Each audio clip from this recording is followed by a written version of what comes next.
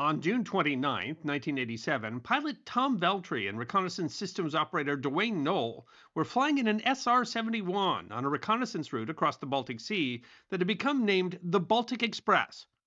As they approached a turn, the right engine suffered an engine unstart. The automatic system, controlled by an analog computer that managed the complex system of inlets required to maintain airflow for the J-58 turbo ramjet engines, would sometimes exceed its capacity in the changing conditions of extreme flight. The resulting engine unstart would, at best, cause significant shaking inside the plane, causing extreme yaw as the plane adjusts to operating with a single engine until the engine can be restarted. Veltri was forced to drop both speed and altitude to adjust for the loss of the engine and still kept the plane under control. The unfortunate circumstances of the lost speed and altitude, the plane's only defense, when flying on one engine, had given the SR-71, at supersonic speeds called a sled, another nickname, the lead sled. Veering near Soviet airspace over the Baltic Sea, the crew knew the plane would be an easy target for Soviet interceptors.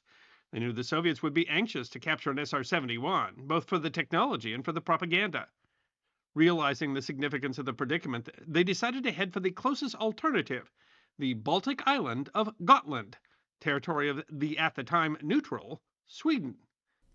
While Sweden was not then a member of NATO or an official military ally of the US, Veltri later told an interviewer, "We knew they were going to treat us better than the Soviets."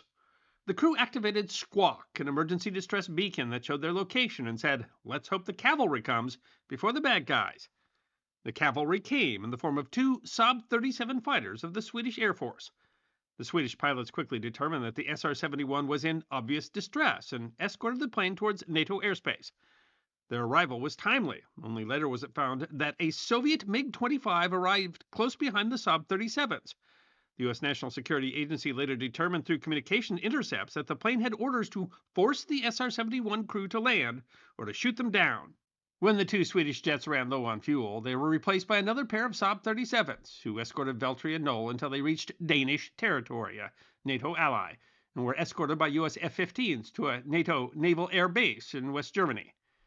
Details of the event didn't become declassified until 2017, after a standard 30-year classification period, and Veltri was able to track down the four pilots who had escorted them to safety. The Air Force decided to award the four pilots air medals.